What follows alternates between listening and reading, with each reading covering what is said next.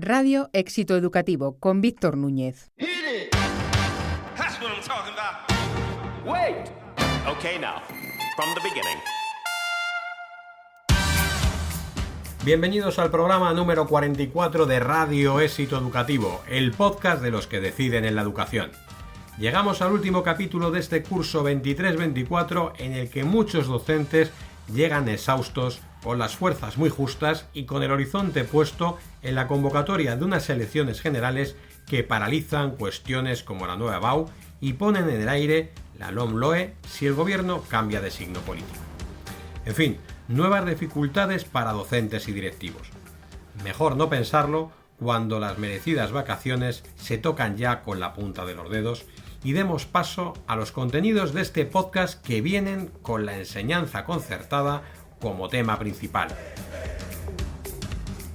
Luis Miguel Belda diseccionará con su habitual agudeza la situación de un modelo siempre objeto de debate y controversia en nuestro país y que seguramente se juegue mucho en la convocatoria electoral del 23 de julio. De concertada y otras muchas cosas también hablaremos con Meritxell Ruiz, secretaria general de la Fundació Escola Cristiana de Cataluña, una de las personas que más conocen la realidad de este modelo educativo en esta comunidad autónoma, pues antes ha llegado a ser consejera de Educación de la Generalitat y directora general de Atención a la Familia, ocupando también distintos puestos directivos en la Escola Pia de Cataluña y en la Fundación La Caixa. ¡Comenzamos!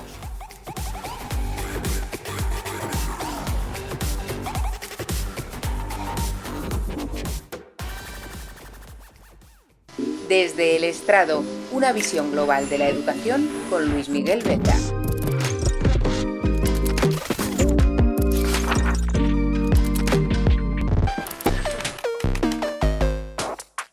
La educación concertada está pasando por un momento delicado. Las causas son diversas. La caída de la demografía, nacen menos niños, por ejemplo, se acaba de llevar por delante al colegio privado La Luna, en Sevilla, en Andalucía. Desde hace algunos cursos, a una media de 4 a 6 colegios concertados en otra comunidad autónoma, en Cataluña, se han tenido que reconvertir en públicos y pasar a depender de la Generalitat catalana para poder mantener las puertas abiertas. En el País Vasco, su gobierno también ha extendido sus brazos a aquellos centros educativos privados o concertados que estén a punto de quebrar. La operación parece de salvamento, ¿verdad? Pero no lo es tanto, pues esconde una cierta voracidad por convertir en público todo lo que se pueda. Madrid, en este país, parece ser aún una isla, el paraíso para la escuela concertada y privada, bajo el mantra de la libertad de elección. Ayuso pelea la última reforma educativa, la LOMLOE, en todo lo que está en su mano. Un Ayuso que para el resto de España parece ser la Cid campeadora de un sistema educativo clasista y favorecedor solo de las clases pudientes, cuando en realidad, o la realidad, es terca y clarificadora. ¿Ustedes sabían que en Madrid el 55% de la escuela, que se dice pronto, es pública? Apenas el 29% es concertada y solo el 16% privada.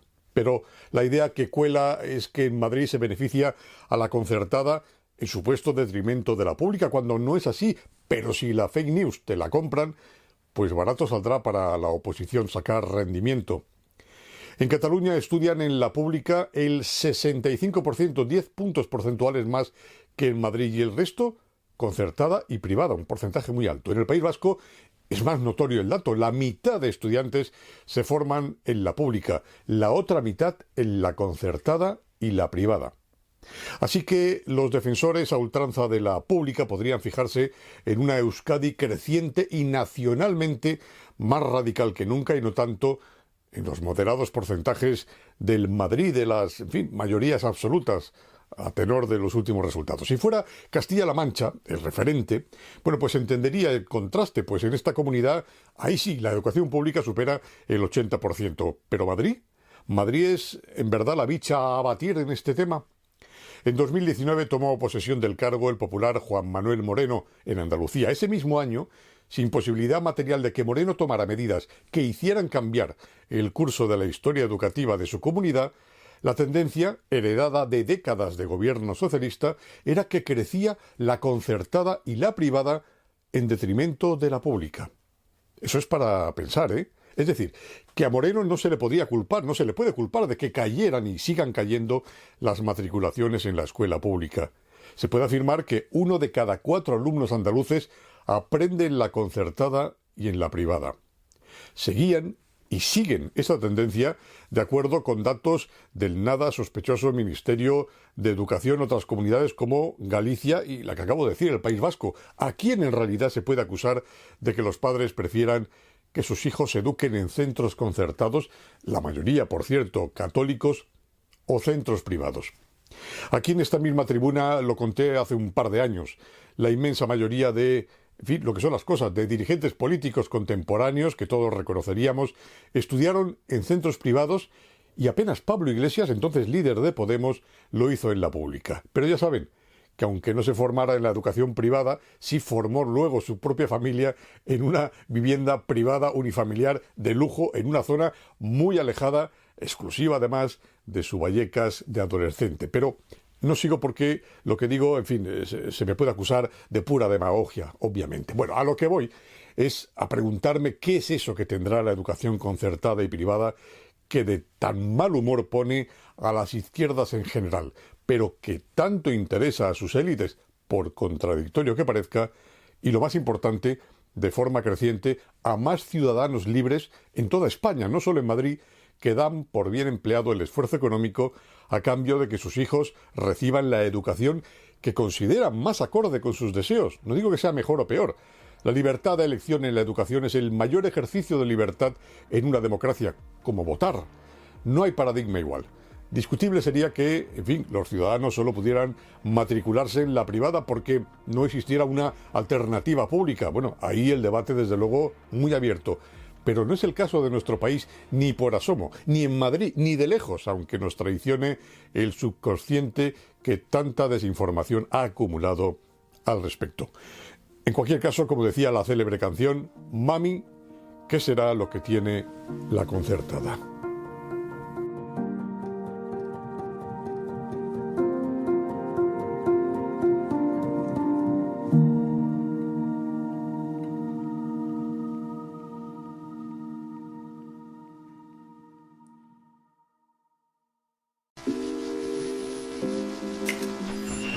El pupitre digital.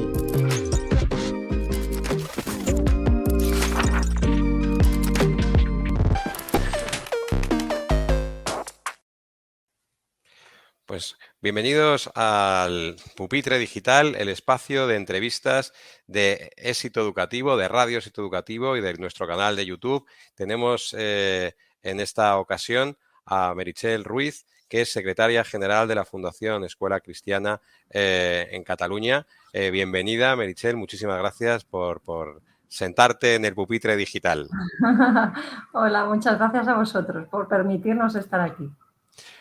Muy bien, pues nada, la primera pregunta es, que nos des un poco una visión, un estado de la cuestión de la escuela cristiana en Cataluña, la escuela concertada en Cataluña, que estáis viviendo pues momentos también convulsos, ¿no? Un poco convulsos. Creo que es una mezcla de momentos convulsos, pero de mucha ilusión para empezar un nuevo camino, ¿no? Y ahí nos encontramos. Es verdad que nos encontramos con dos elementos que preocupan mucho. Principalmente es la bajada de natalidad. Este es un tema, ayer salían, ¿no?, datos de natalidad en toda Europa y es muy preocupante, en Cataluña y en España también, y eso lo vivimos en nuestras escuelas, ¿no? No hay niños de infantil y eso creo que es un grave problema de país al que nuestros gobernantes deberían dar una respuesta mucho más eficaz, pero lo dejamos ahí, ¿no? Y la otra es la crisis económica que viven muchas familias, ¿no? Entonces, si mezclamos las dos cosas, ¿no?, una bajada de natalidad y una dificultad económica de las familias, hace que nuestras escuelas, que no pueden ser gratuitas porque el gobierno no las financia al 100%, pues estén viviendo tensiones económicas importantes, pero no educativas, y en eso me gusta poner el foco. Hay mucha iniciativa muchos proyectos, muchas reflexiones y muy buen trabajo hecho en todas nuestras escuelas, ¿no? que permiten dar buenas oportunidades educativas a nuestros alumnos. Pero sí que nos encontramos delante de estos retos importantes.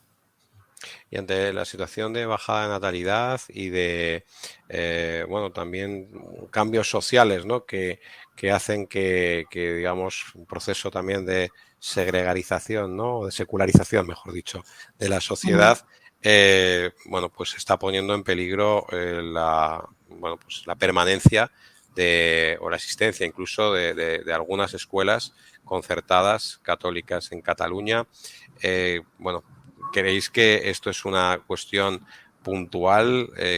¿Veis riesgo de que la escuela cristiana concertada pues no haya hecho más que empezar un proceso de cierre o de absorción, ¿no? Como se está planteando por parte de la Generalitat?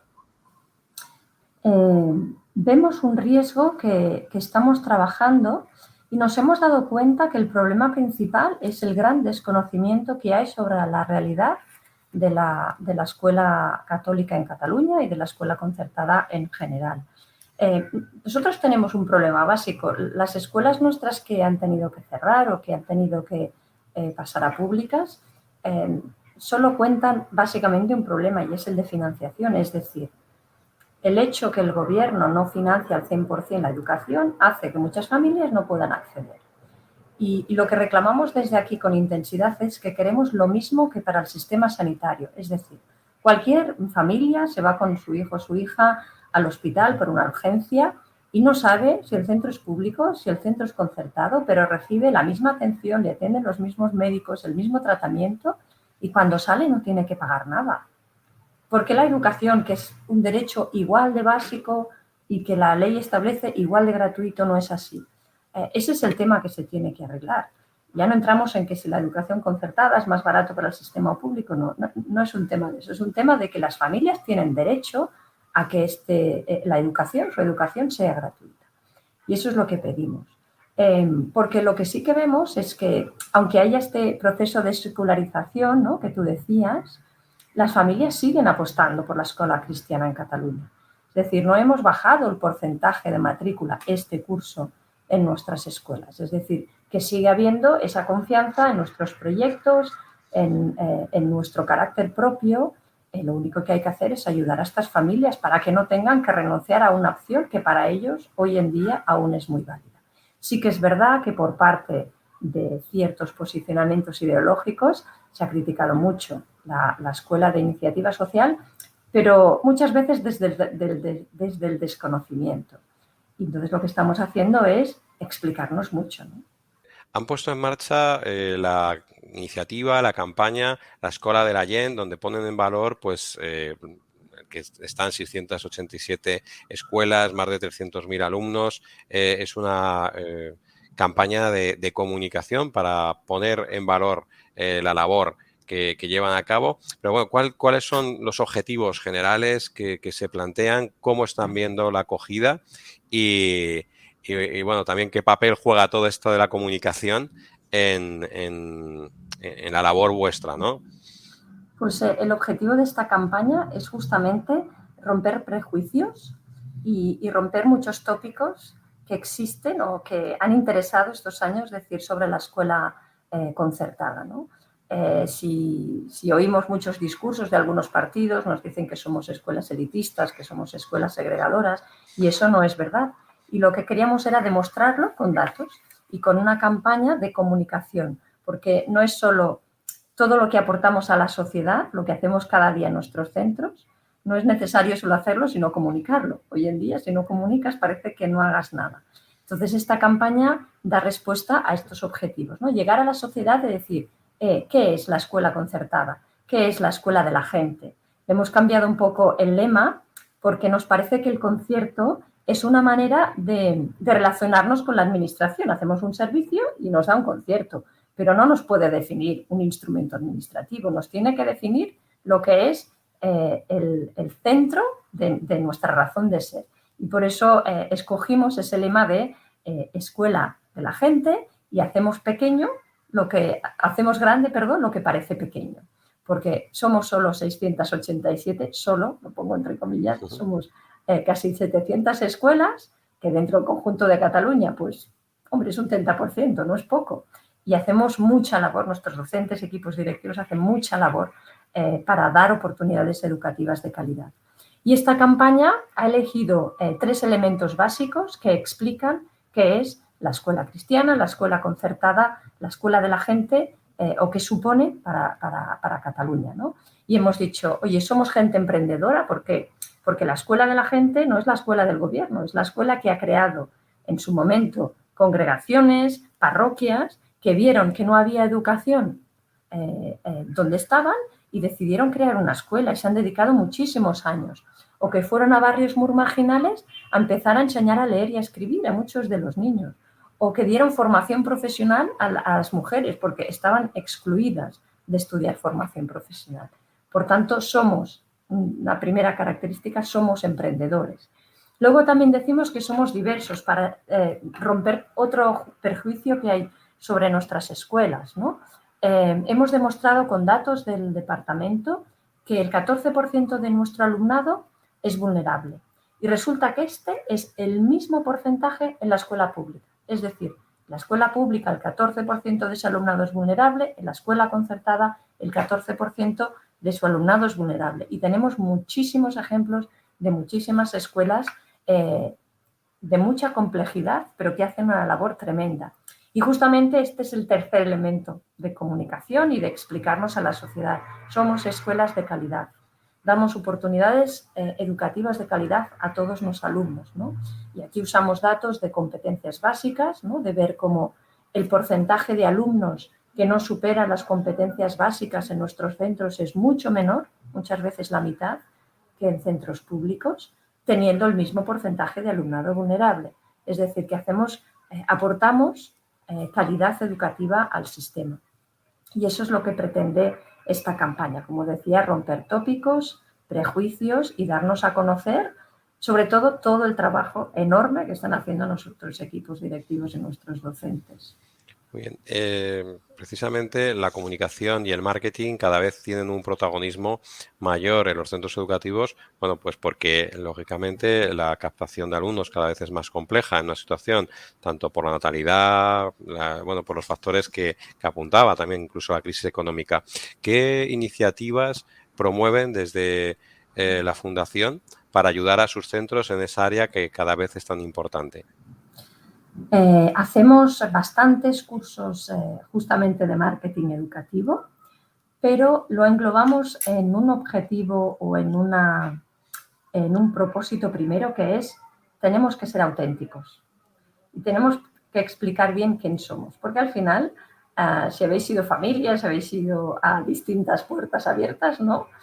Siempre decía, oye, yo oigo muchas cosas similares en muchos centros, ¿no?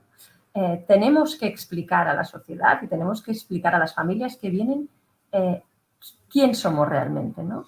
Y aparte de todos estos cursos de marketing que ofrecemos, de comunicación, etcétera, etcétera, estamos haciendo un proceso de reflexión estratégica para poder decir, oye, ¿qué es la escuela cristiana en el siglo XXI en Cataluña?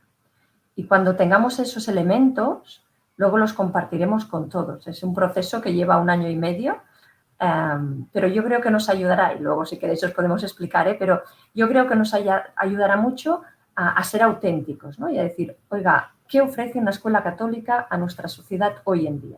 Esto, esto y esto. Pues en eso nos tenemos que diferenciar y eso tenemos que saberlo explicar.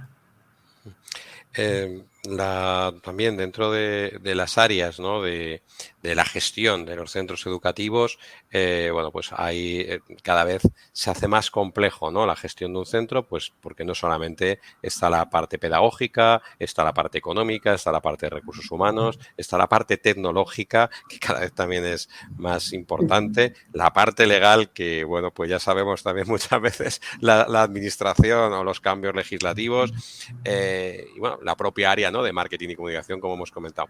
¿Cuál cree ahora mismo que es el área donde más habría que concentrar los esfuerzos para mejorar la gestión de los centros educativos en Cataluña? Has dicho que son muchas áreas, ¿eh? Y la verdad es que los centros no pueden olvidar ninguna de estas áreas. Pero es una opinión muy personal, ¿eh? Pero creo que donde debemos centrarnos más es en todo lo pedagógico y centrarnos en cómo mejoramos el aprendizaje de nuestros alumnos. Pero es verdad que para ello necesitamos todo lo otro, no podemos olvidar ninguna área. Pero cada vez estamos más en la línea de pensar, por ejemplo, de repensar nuestra formación como escuela cristiana. Es decir, ir ofreciendo cursos estándares, entre comillas, ¿no? Para todos los centros no es la mejor solución, porque cada centro está en un momento distinto, cada centro tiene un entorno distinto, cada centro tiene necesidades distintas. Entonces, el cambio importante que estamos empezando a trabajar en formación es conozcamos las necesidades de cada centro y demos respuesta a esas necesidades. Es decir, que todo lo que hagan en formación, en acompañamiento, etcétera, sea alineado a la principal necesidad que tenga ese centro. Eso supone un cambio importante, incluso de paradigma para nosotros, ¿no? Porque es mucho más fácil hacer una lista de cursos que adaptarlo. Pero también vamos viendo cómo cada vez más esta formación adaptada a las necesidades de los centros va teniendo más presencia en lo que hacemos y va minvando la que es más estándar, digamos así. Y el otro ámbito es el que estamos comentando ahora, bueno, antes, ¿no? Que es la comunicación.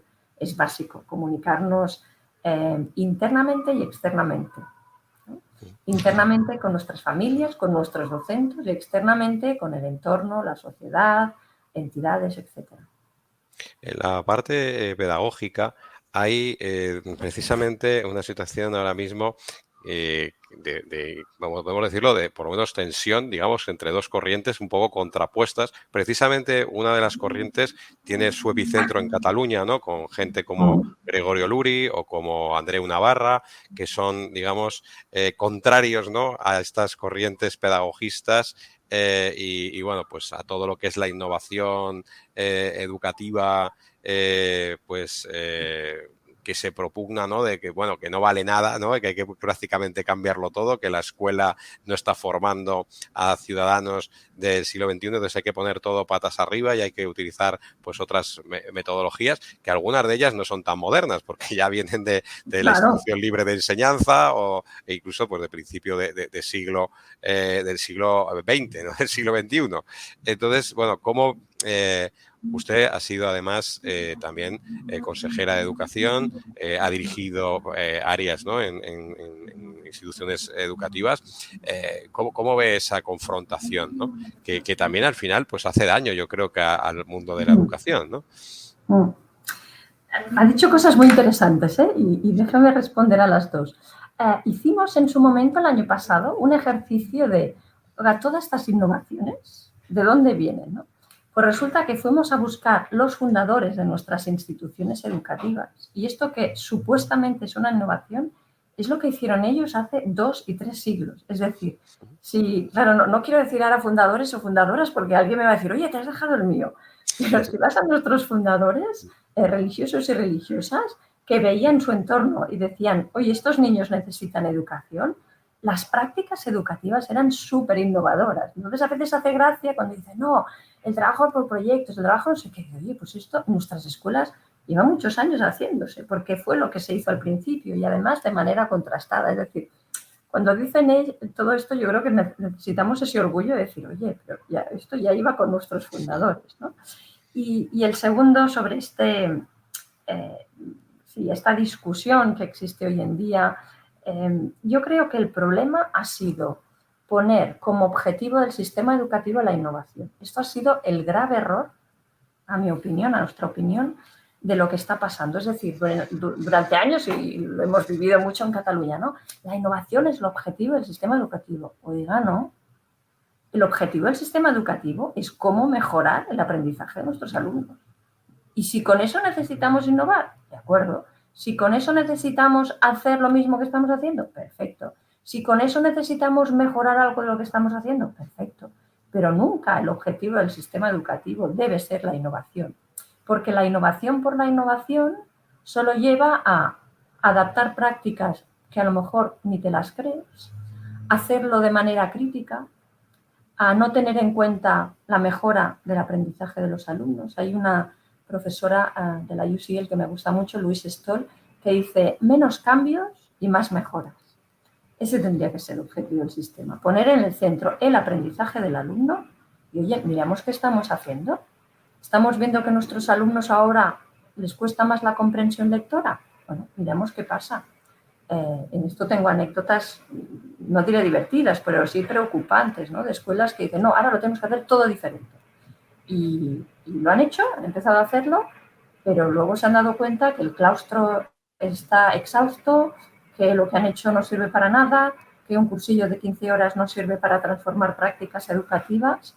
O sea, que yo creo que lo importante es darse cuenta que el objetivo del sistema educativo tiene que ser la mejora del aprendizaje de nuestros alumnos. Y luego una última cosa. Yo creo que también ha pasado en España y en Cataluña que muchos de los que han promovido estas innovaciones no son pedagogos, ni maestros, ni profesores. Entonces, oiga, cuidado, yo no me meteré en qué tratamiento tiene que hacer un médico.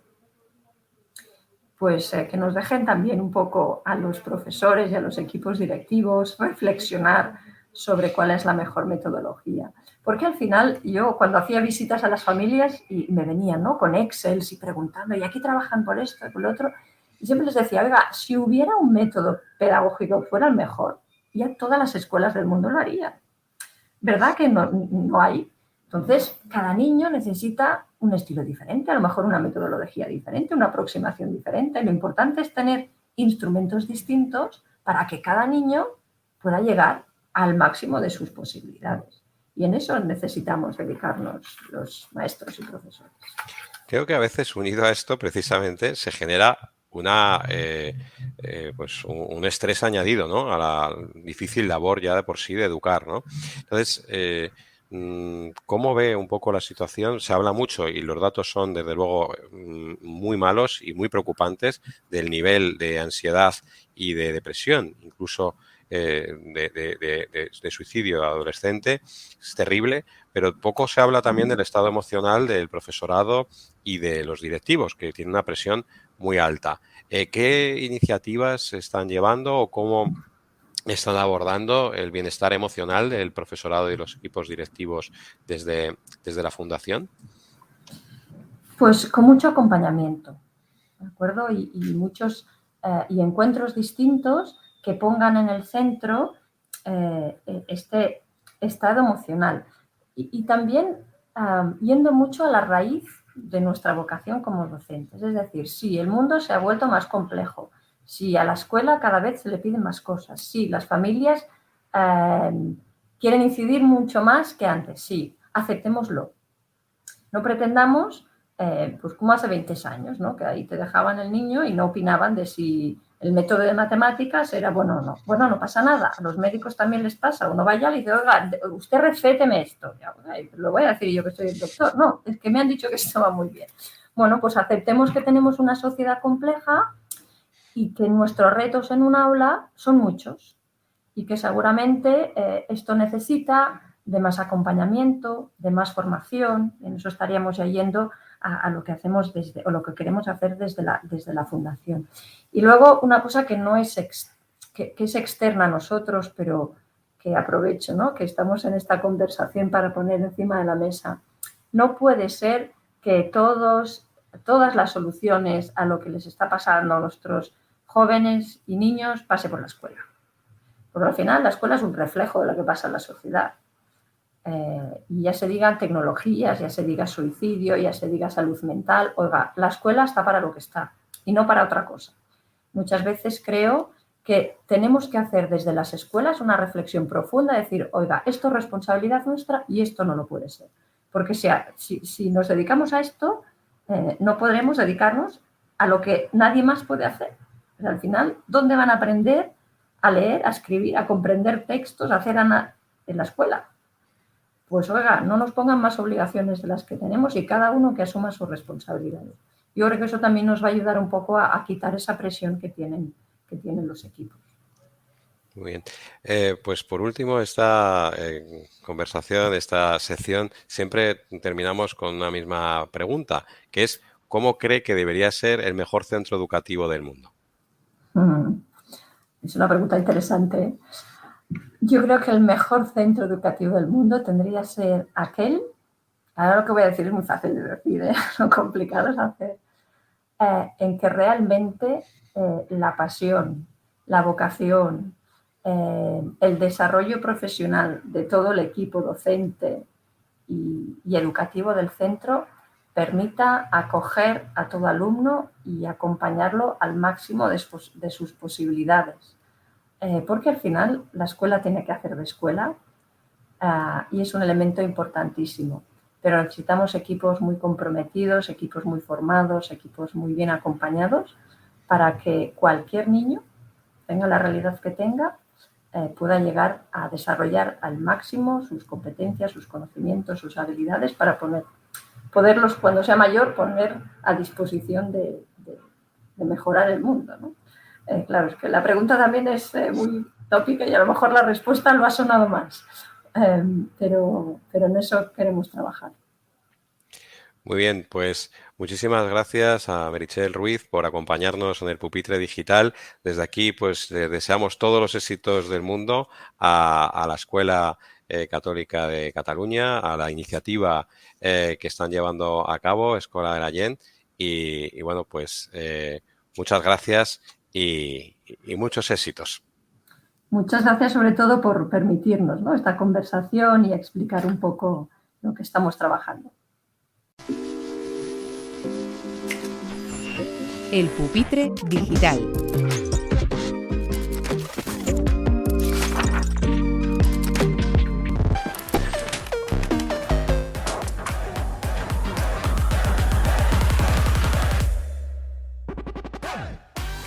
Y hasta aquí el programa 44 de Radio Éxito Educativo.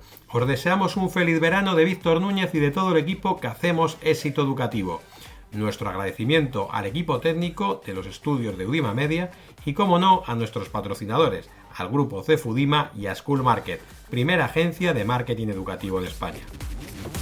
Os recordamos que nos podéis seguir a diario a través de exitoeducativo.net y nuestras redes sociales.